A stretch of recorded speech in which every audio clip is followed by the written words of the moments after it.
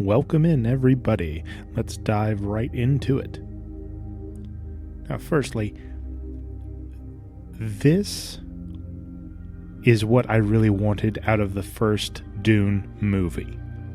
It was a ton of fun. Tons of action, character buildup, story buildup, and I'm really glad that they broke this movie into two, because there was a lot shoved into two movies. I know I said in my covering the first Dune Part 1 that they wanted to do, well, they are probably doing this in two parts because they probably want to add in as much detail as possible. Frank Herbert was a really meticulous and detail-heavy author. There's tons. Even with the Dune Part 2, there's still a mountain load of little bits of lore and detail and all of these little really nitpicky things, but also things that could be very prevalent later that were all still left out of the movies. So I don't know, maybe we'll get those later. I'm not for exposition for the sake of exposition, or just, lore dumping, just to say, okay, well, here you book snobby fan slobs, here's all of your stuff. Like, it has to be done in a really articulate and artful way, to really do the saga justice. But as it should be, because the book is, this is a masterpiece of a story here. So it really does need all of that attention to detail. It's very unlike Tolkien, where we take we take 3 whole pages to talk about smoking pipe weed. Like, we don't need to. But all of Herbert's details, they are prevalent to the story. For the most part. So, this movie, Dune Part 2, I think it gave us a great payoff for the build-up that we had in Part 1.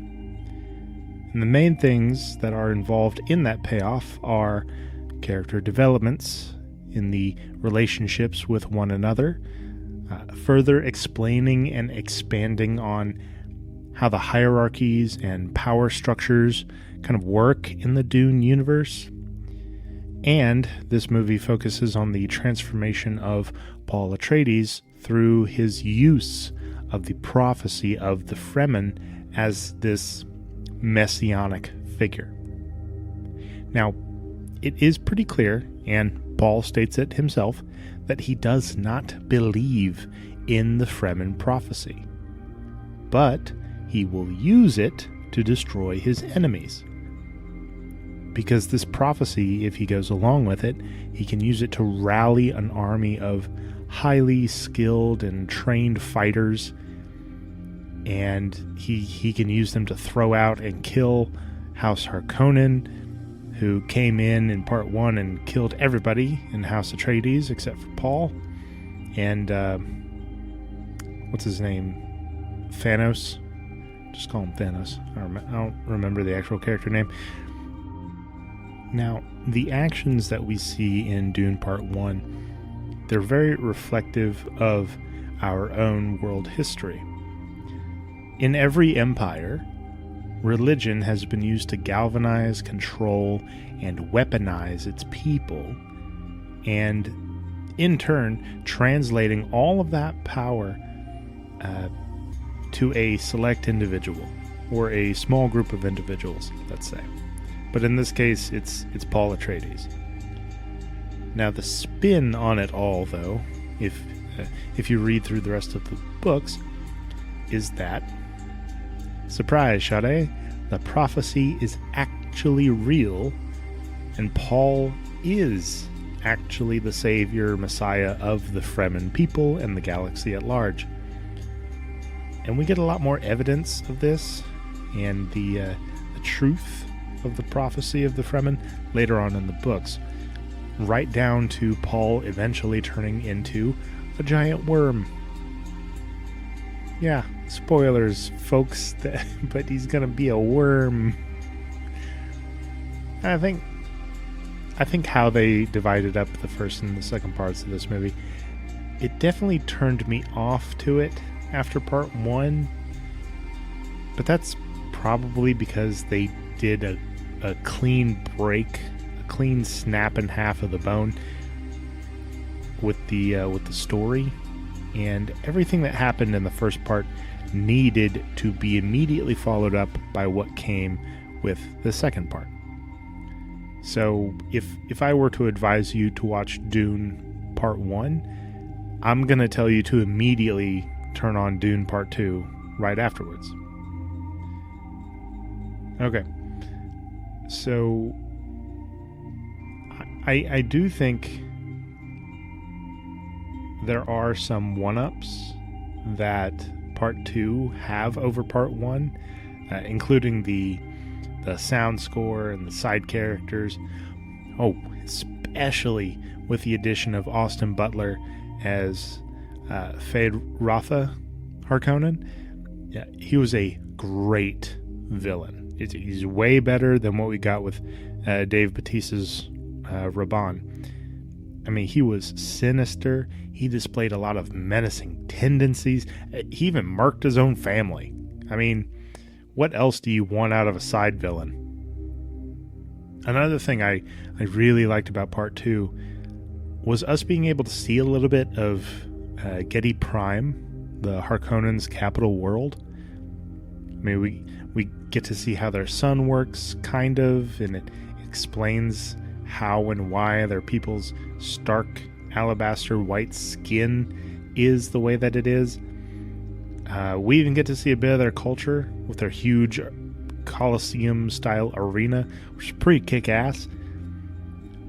And none of these things are really highlighted on, right? Like why the Harkonnens are these white glue plastic-looking people, but they're pretty cool details. I mean, they obviously have this really dark and, ironically enough, dark and vicious style culture. But it's all subtext. It's all in the details strewn about the movie like a tapestry. And the characters are just bringing us along for the ride. They're not really explaining any of this. But again, they don't need to, and we don't want them to. We just want to see everything, right? We get more of how the hierarchical and political structures that drive this universe are also delved into a lot more. But again, we're not just told about it all, which is what a lot of shows and movies do, and it's boring. Like, don't tell, show. It's much more interesting, investing, and compelling, and it makes me actually want something to happen in the story. I don't care if anything happens in a story if I'm not invested, if I'm not compelled to keep watching. And it's on the director and the writers especially to figure out how to make that happen. Probably the most interesting addition to the cast, though, I would say, is easily Christopher Walken. Now, normally, in serious style roles, Walken plays them pretty goofy. And the inverse of this is also correct. His meant to be goofy characters, he always plays them really super serious. But in this movie, Walken is the Padishah Emperor. And he's surprisingly serious and regal. I mean, he's a character who seems like he's in charge and in control. He's not over the top Walken. Until he rolls up to Arrakis and Paul captures him, and the film ends and the galaxy's other ruling houses are descending upon Arrakis. But even then, Walken keeps his composure, and he's definitely a lot more subdued than the Walken that we're used to. So the next installments in the Dune saga, they're going to be a lot of fun. It's going to be real thrilling and exciting because the stakes are now far greater for Paul and the Fremen. I mean, it's do or die now, old boy. You got the biggest of targets on your back for bowing up to Emperor Walken and killing the heads of the Harkonnen house. So the fights, the battles, the scenery, the characters, everything has to now climb this massive hill of keeping everybody enthralled and engaged. It cannot go the way of the Star Wars sequels, where there was no buildup, no engaging elements to fill seats or invigorate fans, ultimately ending up as a massive failure. Though I think the added benefit of creating these masterpiece movies from a long-standing, well-beloved book franchise is the story is already there. We're given a paint by numbers for success by the books. So now all the producers and directors have to do is worry about getting creative and invigorating music scores, nailing that actor-director dynamic to deliver a stellar performance, finding a great balance between all the practical effects, sets, costumes, and CGI. I mean, I say all they have to do, but it's a tall order.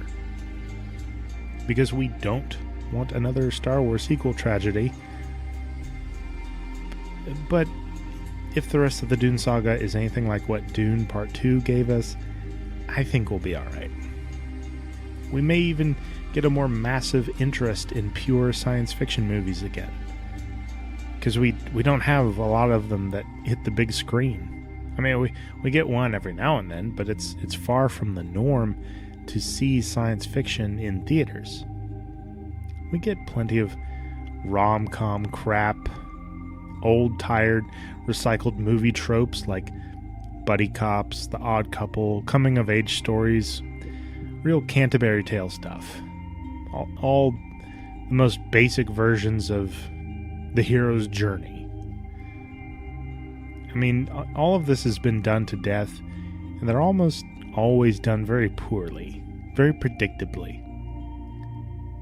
So, yeah, we need more science fiction on the big screen to reinvigorate the imaginations of the general population. Because I don't know about you guys, but the average person is not very imaginative. They're not very creative or inspired at all. I believe that science fiction can fix this. I think if we all watched Star Trek, Stargate, Love, Death, and Robots, things like that, then as a collective society, instead of the dozens of Law and Order spinoffs or reskins or knockoffs, we as a human society would be far more imaginative and open-minded in general. And we can use Dune to do it, baby. But that is all the time I have for today, guys. Thank you all so much for tuning in. Stick around for more Sci-Fi Unchained. But for now, live long and prosper, my friends, and may the Force be with us all.